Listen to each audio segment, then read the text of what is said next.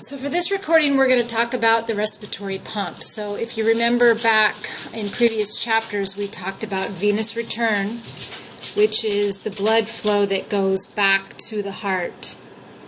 Okay, so the blood leaves the heart through the left ventricle, goes out through all the cells in the body, and comes back to the heart and enters the right atrium. And that blood coming into the right atrium, we call that venous return. And I also said that there's a couple things making venous return difficult. One is that there's low pressure in the veins, which means there's a low pressure gradient in the veins, which means there's not a lot of driving force. And also we've got gravity, which is actually trying to pull blood down. So if you're in the standing position, it's even harder to get blood back to the heart. So there are three assistance mechanisms for venous return. We've already talked about venoconstriction, and we've talked about the muscle pump. And the third one is the respiratory pump, which occurs all the time because we're always breathing, but it's enhanced during exercise. So when we exercise, we breathe more, right? We have a greater frequency, we have a greater tidal volume, and together that means that we're going to have greater ventilation during exercise. Greater ventilation means a more active respiratory pump, which means that venous return gets more help during exercise, which makes sense because that's when we need more help. Okay, because during exercise you're going to have more cardiac output, and therefore you're going to need more venous return to match that. So we're going to talk about the process of the respiratory pump and how it helps venous return. So when we talk about the respiratory pump, we need to think of the torso as having two cavities. Okay, so you've got the diaphragm in the resting position. Here you have your thoracic cavity, and here you have your abdominal cavity. Okay, and it's separated by the diaphragm. And so the thoracic cavity has a volume, the abdominal cavity has a volume. Okay, so when you inspire, okay, what happens to the diaphragm? And which direction does it move? Okay, so when you inspire, the diaphragm contracts, and when it contracts, it moves down. Okay, so during inspiration, we get the diaphragm dropping.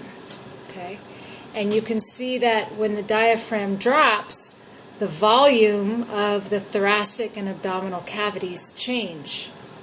Okay, so we go from here to here and here to here. Okay, so what happens is the volume of the thoracic cavity gets bigger. Okay, and the volume of the abdominal cavity gets smaller. Okay, so it just changes the distribution of the volume in the thoracic cavity. So as the diaphragm moves down, we get greater volume in the thoracic cavity because it's taking away from the volume in the abdominal cavity. Alright, so, and according to Boyle, when volume changes, pressure changes. So let's look at this.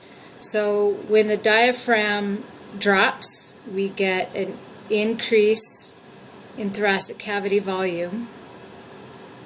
Okay. And according to Boyle, if you increase volume, you decrease pressure.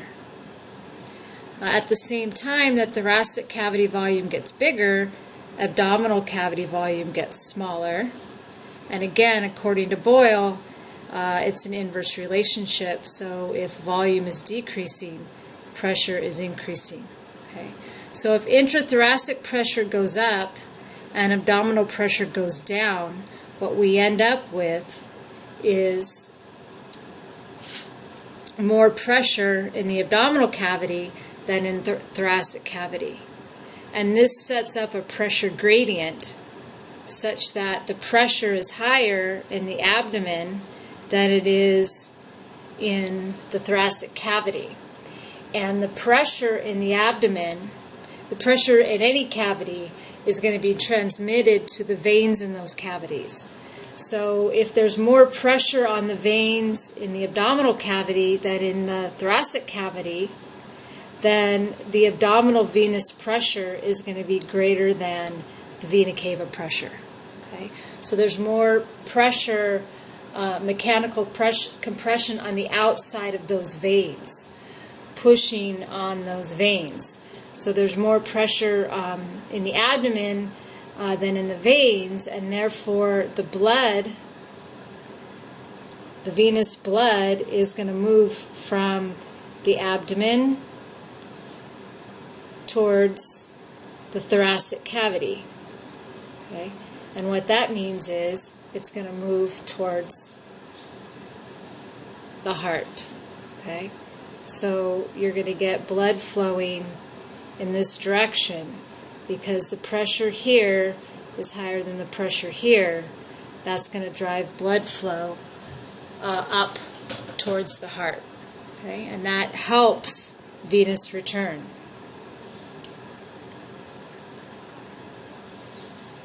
Alright, let's talk about expiration. So during expiration, as we said before, we get the reverse. So now what happens is the diaphragm muscle relaxes, and when it relaxes, it raises back to its normal resting position. Okay, so we have it. We're starting here with inspiration.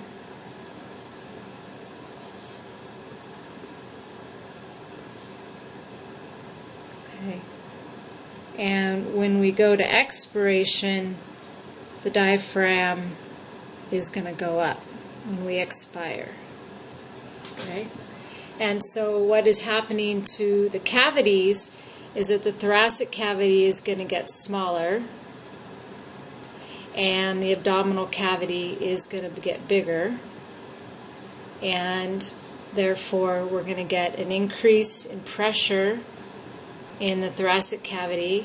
We're going to get a decrease in pressure in the abdominal cavity.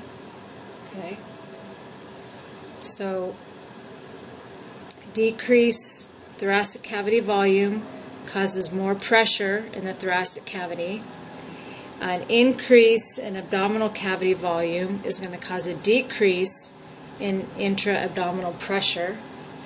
And these changes are going to result in a greater pressure in the thoracic cavity than in the abdomen. Okay, so now we've got the reverse. Okay, so the pressure is higher here than here. Okay, and this might favor blood flow down, but it doesn't. Okay, so the pressures, as with inspiration, the pressures are transmitted to the veins in the abdomen and the thoracic cavities, and in this situation during expiration, the pressure in the thoracic cavity is greater than the pressure in the abdominal cavity, and that pressure is being transmitted. There's mechanical compression on those veins. However, blood won't flow backwards. Okay? Blood is not going to flow in the veins from the thoracic cavity back down to the abdominal cavity. Okay? And the reason for that is because veins have one-way valves that prevent them from allowing blood to flow backwards. And the reason they have these one-way valves is because the venous system is a low-pressure system and there is that risk. And so the one-way valves prevent backflow and ensure that blood is always moving forward and towards the heart. So what is happening though, another way to look at this is that when we've got a greater pressure, let's see, so we expire and the pressure in the abdomen, this is the abdomen. Okay, we have a pressure gradient between thoracic cavity and abdomen, but we're not going to get backwards flow because of the one-way valves. But what we do have is, remember that below your abdominal cavity you've got your legs. Okay? And in your legs you also have veins, and you also have blood that needs to go back to the heart. So when the abdominal cavity volume increases during expiration and the pressure in the abdominal cavity decreases, it sets up a pressure gradient between the legs and the abdomen. Okay, so when this pressure decreases, it allows the pressure, the venous pressure in the legs to be greater than the pressure in the abdomen, and this is going to allow the veins in the abdomen to refill using blood coming from the legs. Okay? So the intra-abdominal veins are going to refill.